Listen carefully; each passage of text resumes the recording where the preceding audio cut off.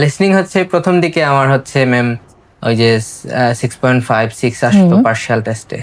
তো একদিন পার্শিয়ালে হঠাৎ করে 8 চলে আসে। তারপর থেকে একটা হচ্ছে কনফিডেন্ট আসে যে হ্যাঁ। আমি পারবো। হোমওয়ার্ক কিভাবে দুর্দান্ত একটা স্কোর আনতে পারে তাই আমরা আজ জানবো। রেদন স্যার কেমন আছেন? জি ম্যাম, আলহামদুলিল্লাহ ভালো। আচ্ছা স্যার, এই যে দুর্দান্ত একটা স্কোর, জি তার অনুভূতি কেমন স্যার? জি ম্যাম ভালো। শুধুই ভালো? জি অনেক ভালো। আচ্ছা, যখন জানতে পারলেন যে 7 পেয়েছেন জি তখন কোথায় ছিলেন? তখন হচ্ছে আমি হচ্ছে বাসায় যাচ্ছিলাম, হ্যাঁ। রাস্তার মধ্যে ছিলাম। তো এই সময় দেখলাম একটা মেইল আসছে। তারপরে মেইলটা চেক করলাম, রেজাল্ট চেক করলাম, আম্মুকে সেন্ড করলাম, আমার বড় বোনকে সেন্ড করলাম। And ওই মুহূর্তে অনুভূতিটা কেমন স্যার? জি অনেক ভালো ছিল অনুভূতি। আচ্ছা ঠিক আছে। আচ্ছা স্যার, এই যে আলসে আসা, এর পেছনের কারণটা কি? আমি হচ্ছে এইচএসসির পরে গতানুগতিকভাবে অ্যাডমিশন টেস্ট দেই। তো ওইখানে মেডিকেল অ্যাসপিরেন্ট ছিলাম মেইনলি। তো মেডিকেলে চান্স হয় নাই সামহাও। তারপরে হচ্ছে একটা পাবলিক ভার্সিটি, গোপালগঞ্জ বিজ্ঞান ও প্রযুক্তি বিশ্ববিদ্যালয়, ওইখানে চান্স হয় আর্কিটেকচার ডিপার্টমেন্ট। তো যেহেতু মেডিকেলের দিকে একটু ঝুঁক, তো তা ফুললি একটা ডিফারেন্ট পাথওয়ে হয়ে গেছে, আচ্ছা। Engineering architecture. তো তারপরে ভাবলাম যে যেহেতু দেশে হচ্ছে না, তো বিদেশে দেখা যাক ওই সেক্টরে, মেডিকেল সেক্টরে যাওয়া যায় কিনা। তো ওই উদ্দেশ্য নিয়েই আইএলসের পথে হেক্সাসের তারপর একটা কাছে স্কোর। আসা। স্যার, এই যে বললাম হোমওয়ার্ক, আপনি কিন্তু মূলতই আমাদের এখানে এসেছেন এবং স্কোর একটা করেছেন, জি সেটা হচ্ছে হোমওয়ার্ক। জি। সেটার আসলে গল্পটা জানতে চাচ্ছি, হোমওয়ার্কের তো পিছনের গল্পটা। 2 বছর যেহেতু হচ্ছে খুব বেশি পড়াশোনা করছি, বা মেডিকেল অ্যাসপিরেন্ট ছিলাম যে, তো অনেক বেশি পড়াশোনা হয়েছে। তারপরে ওইভাবে স্ট্রেংথ ছিল না যে পড়াশোনা করব আইএলসের জন্য। তো ওই সময় আমার ফ্রেন্ডরা বলল যে, ফ্রেন্ডরা এর আগেই হচ্ছে আইএলস কোর্স করছে হেক্সাস থেকে। তো ওদের কাছ থেকে জানতে পারলাম যে ইয়েটা হেক্সাস এইচডাব্লিউ নিয়ে অনেক কঠোর। এইচডাব্লিউ দে, এইচডাব্লিউ গুলো ভালোভাবে নেয়। তো ওই জিনিসটা আমাকে সব থেকে বেশি ইমপ্রেস করে। অ্যান্ড তারপরে হচ্ছে ভর্তি হওয়া এখানে, অ্যাটলিস্ট যাতে আমি এইচডাব্লিউ গুলা কমপ্লিট করতে পারি, ফাইনের কথা চিন্তা করে। ফাইন দিয়েছিলেন? জি দিয়েছি। আচ্ছা ঠিক আছে। তা আপনার কাছে কি মনে হয় হোমওয়ার্কটা ভালো কিনা মন্দ? আমার মনে হয় মানে আমার মনে হয় হোমওয়ার্ক যদি একটা স্টুডেন্ট রেগুলারলি খুব অনেস্টলি 100% করে, তাইলে একটা ভালো স্কোর আসবে নিঃসন্দেহে। আচ্ছা, কোর্স শেষে তো স্যার এইচএসসি করেছিলেন, জি ওইখানে 18 দিনের জার্নি ছিল আপনার, জি। ওইটা কেমন ছিল? ওইটাও অনেক অ্যামেজিং ছিল। স্পেশালি আমি ভর্তি হয়েছিলাম হচ্ছে আমার রিডিং এর জন্য আর হচ্ছে রাইটিং এর জন্য। আচ্ছা। তো রাইটিংটা অনেক বেশি ইমপ্রুভ হয়েছে। Special thanks to Sajan sir. যদিও স্কোর আসে না, এটা আমার ফল্ট, বা কোয়েকশনটা একটু কঠিন ছিল, তাই? বাট অনেক ইমপ্রুভ হয়েছে। অ্যান্ড রিডিংটাও মোটামুটি একটা ভালো লেভেলে চলে আসছে। তাহলে আমরা জানবো স্যার কোন মডিউল আপনি কি পেয়েছেন। আমি জানি সবচেয়ে ভালো পেয়েছেন এবং সেটা হচ্ছে লিসেনিং। জি ওইটাতে অল্পের জন্য 9টা জি হয় নাই, জি। তো ওইটাতে পেয়েছেন 8.5। কিভাবে স্যার? তো লিসনিং হচ্ছে প্রথম দিকে আমার হচ্ছে ম্যাম ওই যে 6.5 6 আসতো পার্শিয়াল টেস্টে।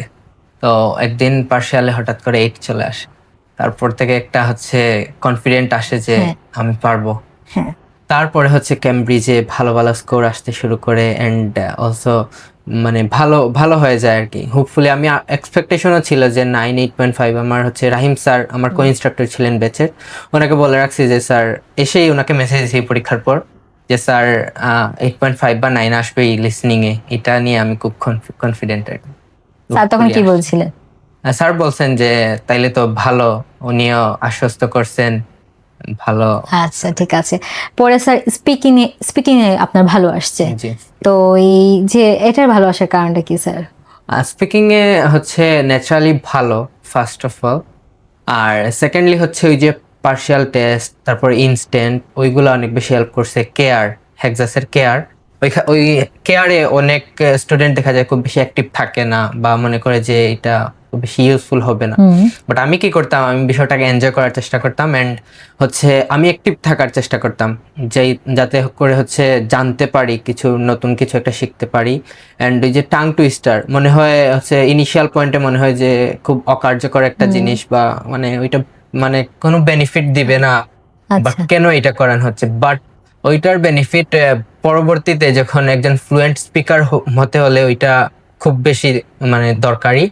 তো ওভারঅল হেক্সাসে আসার পরে হচ্ছে ওইটা আর একটু ইমপ্রুভ হয়েছে অ্যান্ড হোপফুলি 7টা পাওয়ার মতো একটা মানে আপনি কিন্তু একটা ট্রিক্স ফলো করতেন, সেটা কি? তো ট্রিক্সটা হচ্ছে আমি যখন পার্ট 2 স্টার্ট করতাম যে কোনো একটা বিষয়ে, যখন টপিকটা দেওয়া হইতো, তো আমি হচ্ছে একটা শর্টলি ইন্ট্রো দিতাম, যেটা আচ্ছা। হচ্ছে খুব চমকপ্রদ থাকতো। ইভেন আমার মেইন এক্সামে যখন দেই, একজন মেবি ব্রিটিশ নাগরিক ছিলেন উনি, তো উনিও খুব বেশি ইমপ্রেস হয়েছেন এবং একটা আশ্চর্যজনক একটা এক্সপ্রেশন দিছেন, মানে উনার কাছেও বিষয়টা খুব ভালো লাগছে, হ্যাঁ, সুন্দর হয়েছে আর কি। আচ্ছা তো ওইটার জন্য একটু মানে আমার স্কোরটা বুস্ট হয়েছে, এটা বলবো আর কি। আচ্ছা। আর কম আসছে রিডিং আর রাইটিং এ। জি, রিডিং আসছে 6.5 আর জি। রাইটিং আসছে 6। জি। তো যেহেতু আপনার একটা 7 আসছে, জি। মানে একটু তুলনামূলক ওইগুলাতে যদি একটু ভালো হতো তাহলে একটু ভালো আসতো জি। Score overall. তো রাইটিং এ কি হয়েছিল স্যার? তো রাইটিং এ ম্যাম বললামই তো যে এইচআইসি এর পরে আমি হচ্ছে বস হয়ে গেছি আমার মানে ইয়ে থেকে যদি বলি। আচ্ছা, তো রাইটিং এ খুব ভালো, নিজের একটা কনফিডেন্স চলে আসছে। হ্যাঁ কনফিডেন্স চলে আসছে যে আর যাই হোক রাইটিং তো ভালো হবেই, হ্যাঁ। আর যেটার জন্য আসছিলাম এটাই হয়ে গেছে, রাইটিংটা হচ্ছে ভালো Improve হয়ে গেছে। জি। হ্যাঁ। বাট আনফরচুনেটলি হচ্ছে আমার মেইন এক্সামে হচ্ছে রাইটিং এর যে টাস্ক 1টা ছিল ওইটা অনেক হার্ড ছিল, একটা অনেক কমপ্লেক্স কম্বাইন্ড বার চার্ট আসছে। তো ওইটা একটু গোলমাল হয়ে গেছে, আমি হচ্ছে 33 মিনিটস ওই রাইটিং টাস্ক 1 নিয়ে ফেলছি। সময়টা ওইদিকে চলে গেছে জি, একটু। আর এই জন্য হচ্ছে ওভারঅল স্কোরটা 6 আসছে and এটাই আর কি। আচ্ছা, আর রিডিং এ আসছে 6.5। জি, রিডিং এ ম্যাম, এটাতে টাইম ম্যানেজমেন্টের ব্যাপার স্যাপার ছিল বল। রিডিং এ হচ্ছে গতানুগতিক এমনই স্কোর আসতো, বাসায় বলেন আর এই যে হেক্সাসে বলেন, ইয়েতে পার্শাল টেস্টে, ইনিশিয়াল দিক ওই যে মক টেস্টে ইনিশিয়াল দিকে একটু খারাপ রেজাল্ট আসতো, লাইক 5.5। তারপরে শেষের দিকে যে 3টা টেস্ট দেই এখানে 6 আসছে, 3টাতেই হচ্ছে কনস্ট্যান্টলি 6 আসছে।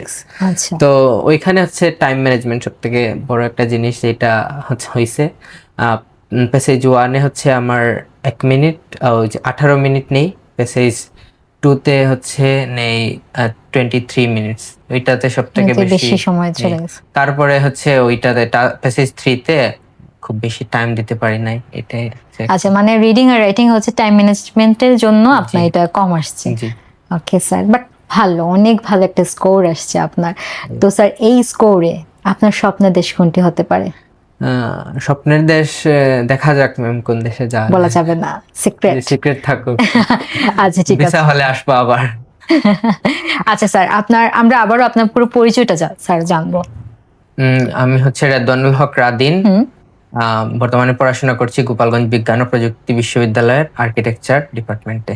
আচ্ছা, আর কোথা থেকে আসছে? আসছি হচ্ছে কুলাউড়া উপজেলা, মৌলভীবাজার জেলার কুলাউড়া উপজেলার ছোট্ট একটি গ্রাম চুনগড় থেকে। Okay sir. আচ্ছা, এই যে আপনি স্কোরের কথা আপনার বাবা মাকে জানালেন, বোনকে জানালেন, ভাই একজনকে জানালেন, তো ওনাদের অনুভূতিটা কেমন ছিল জানার পর? তো আমার আম্মু আব্বু আমার বোন ওনারা অনেক বেশি মানে খুশি হয়েছে, ওনাদের এক্সপেকটেশন ছিল যে 7-এর নিচে যাতে না আসে আর কি। বাট 7 তো আসছে। 7 তো আসছে, আমার এক্সপেকটেশন ছিল আর একটু বেশি যদিও, বাট আমার মা বাবা আমার বড় বোন ওনারা হ্যাপি, আমার ভাই ফুফুতো ভাই ফাহাদ ভাই উনিও খুব হ্যাপি, সব ওনারা সবাই হ্যাপি মানে আমিও হ্যাপি। জি, আমিও হ্যাপি। আচ্ছা ঠিক আছে, ওকে স্যার। সর্বশেষ প্রশ্ন স্যার, আগামীতে যারা পরীক্ষা দিবে তাদের জন্য আপনি কি বলবেন? আগামীতে যারা পরীক্ষা দিবে তাদের ক্ষেত্রে একটাই জিনিস বলবো, টাইম ম্যানেজমেন্টটা ঠিক রাখতে হবে। হেক্সাসে হচ্ছে যে রেগুলারিটিটা মেনটেন করতে হবে, যদি হেক্সাসের স্টুডেন্ট হয়ে থাকেন তাইলে হেক্সাসের HWটাই আমি বলবো এনাফ একটা স্টুডেন্টের হচ্ছে বুস্টের জন্য। অ্যান্ড রেগুলারিটি কনস্ট্যান্টলি হচ্ছে হোমওয়ার্ক করতে হবে, অ্যান্ড অল দ্য বেস্ট সবার জন্য। ওকে স্যার, শুনলাম আমরা স্যারের কথা। স্যারের কথায় যদি আমরা অনুপ্রেরণা পাই, স্যারের মতো কিন্তু আমরা একটা দুর্দান্ত একটা স্কোর করতে পারবো। সবাই ভালো থাকবেন, আল্লাহ হাফিজ।